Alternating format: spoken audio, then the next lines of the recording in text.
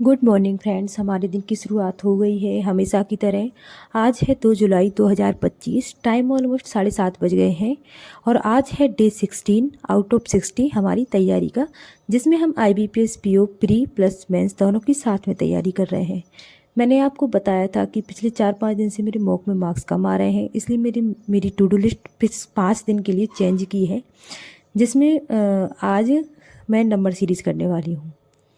Number series के मैं almost मेरा 300 क्वेश्चन करने का टारगेट है, पर कितने होते हैं वो मैं देखती हूँ, बिकॉज टारगेट तो थोड़ा बड़ा ही है।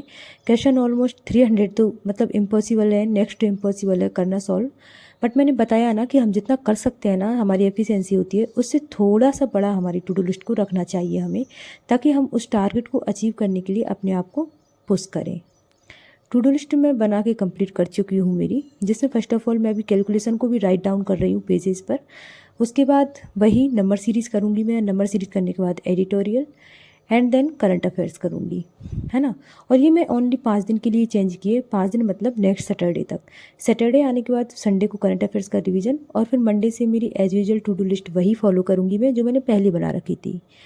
मैंने पहले ही बताया है आपको कि टू डू लिस्ट को इतना रिजिड मत बनाइए कि आप उसे चेंज भी ना कर पाओ, और अगर आप उसे चेंज करो तो आपका पूरा सिस्टम उल्टा पुल्टा पड़ जाए, है ना। टू डू लिस्ट इतनी फ्लेक्सिबल होनी चाहिए कि आप एकदम रिलैक्स माइंड से पढ़ाई कर सको कि हाँ ठीक है। मतलब देखो, दिन भर में भी टू डू लिस्ट इतनी फ्लेक्सिबल रखो आप कि कम से कम 1 घंटे का आपके पास बफर टाइम होना चाहिए, कि अगर 1 घंटा आपका ऊपर नीचे हो जाए तो कोई दिक्कत ना आए, ठीक है। तो टाइमर को हमने रीसेट कर लिया है, और मॉर्निंग में मैंने कैलकुलेशन कर ली थी, और कैलकुलेशन करने के बाद मैं बैठ जाती हूँ नंबर सीरीज़ करने के लिए। ये मैं कहाँ से कर रही हूँ, कौशिक मोती सर का पेड बैच है मेरे पास क्वांट का, तो उन्हीं की PDFs वो अवेलेबल कराते हैं प्रैक्टिस में, वहीं से कर रही हूँ, ठीक है।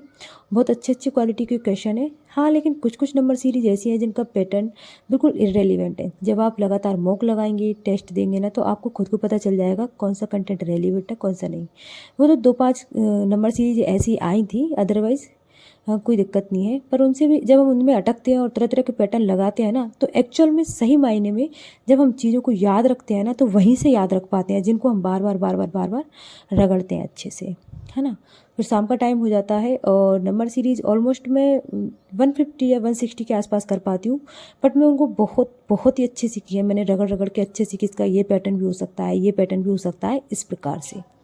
एडिटोरियल मैंने सेल्फ रीड किया था, उसके बाद 2x पर मैंने अनुभव सर की क्लास देखी थी। एंड देन फिर मैं करंट अफेयर्स पढ़ने लग जाती हूँ, क्योंकि मैं डेली करंट अफेयर्स जरूर करती हूँ, उसे किसी भी हालत में नहीं छोड़ती। क्योंकि जब प्रीलिम्स का रिजल्ट आ जाता है और मेंस आता है ना, तो बहुत ज़्यादा बर्डन हो जाता है।